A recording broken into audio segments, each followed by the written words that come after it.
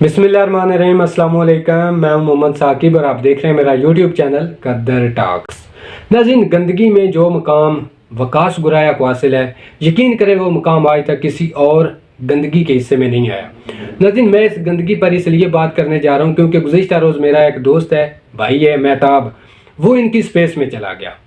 Space का topic और title वो मरी में होने वाले हादसे पे था, लेकिन उस स्पेस में पाकिस्तान आर्मी के खिलाफ भौंका जा रहा था, बकवासियात की जा रही थी। उस स्पेस के काउंटर करने के लिए मेहताब भाई ने एक स्पेस बनाई।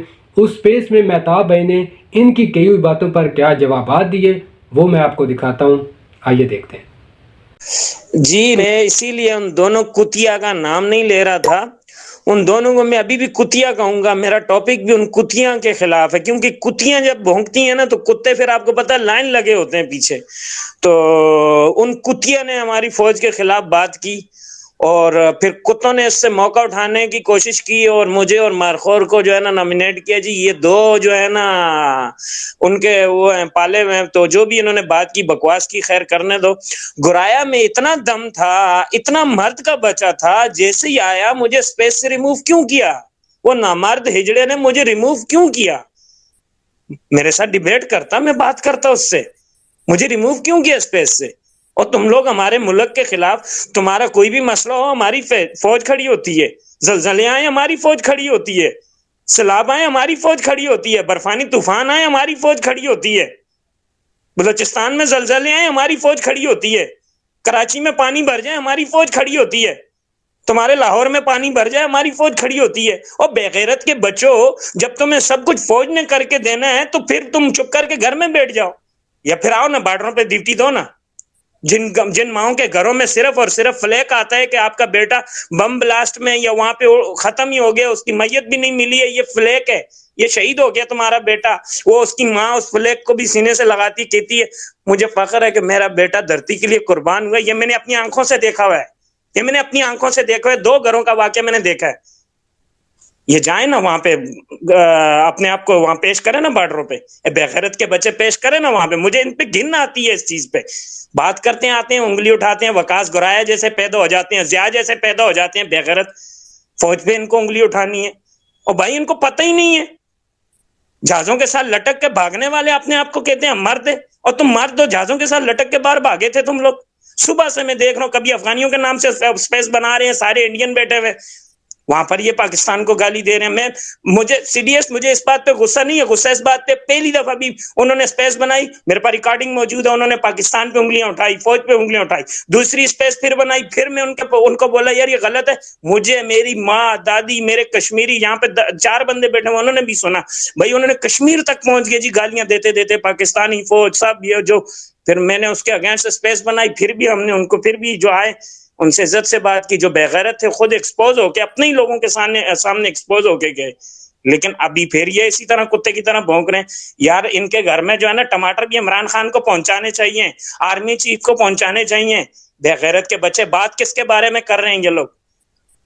और यार जिसकी मैं गलत हूं मेरे पे उंगली उठाओ ना। तुम्हारे को वो जज नजर नहीं आता जो 60 रुपए में स्टाम्प पेपर पे किसी को भी बाहर भेज देता है? वो जज नजर नहीं आता, तोड़ दो। नहीं जी, ये सारा काम इमरान खान ने किया है। समर कुछ कहना चाह रही है, प्लीज। जी समर, अस्सलाम वालेकुम। बड़ा गर्म, थोड़ा रिलैक्स हो जाए मेहताब भाई। आप इतना गुस्सा क्यों हो रहे हैं? मुझे तो वकास गुराई की चीखें मेरे घर तक सुनाई दे रही हैं, वो जैसे कल परसों से चीख रहा है, भौंक रहा है कुत्ते की तरह। तो आप लोग इस चीज को एंजॉय करें, और उसकी चीखें हमने और निकलवानी है इंशाल्लाह। आज हमने करनी है स्पेस पाक आर्मी के लिए। तो इस और वो तो उस गंदी नाली का गटर का कीड़ा है कि जब भी पाक आर्मी कोई अच्छा काम करती है तो वो निकल आता है, भौंकने के लिए आ जाता है कुत्तों की तरह। तो वो तो जगह जगह 2-3 दिन से यही काम कर रहा है। आप लोग क्यों अपना ब्लड प्रेशर हाई कर रहे हो उसकी वजह से? उसका तो हमें पता है।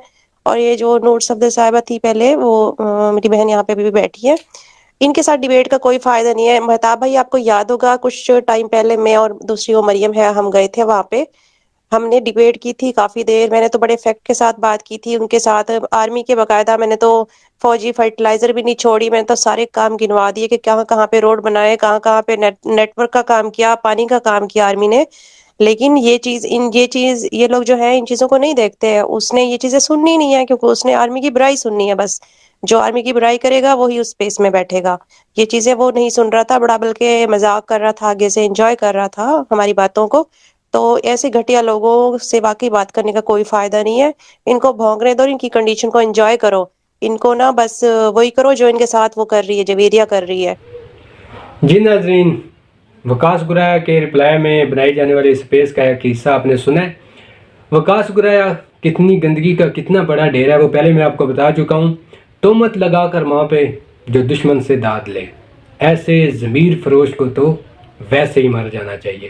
ناظرین، یہ وکاس گرایا آج کل ہماری کچھ لیڈیز جرنلسٹ ہیں جن میں سر فہرست ہیں جویریہ صدیقی، ان پہ بھی کھلے عام بکواس کر رہا ہے. ناظرین، ایسے لوگوں کو اگنور کر دینا ہی بھلائی ہے کیونکہ ان کی روزی روٹی اسی پہ چلتی ہے. یہ گالیاں نکالتے بھی ہیں، گالیاں سنتے بھی ہیں، یہی ان کا سورس آف انکم ہے.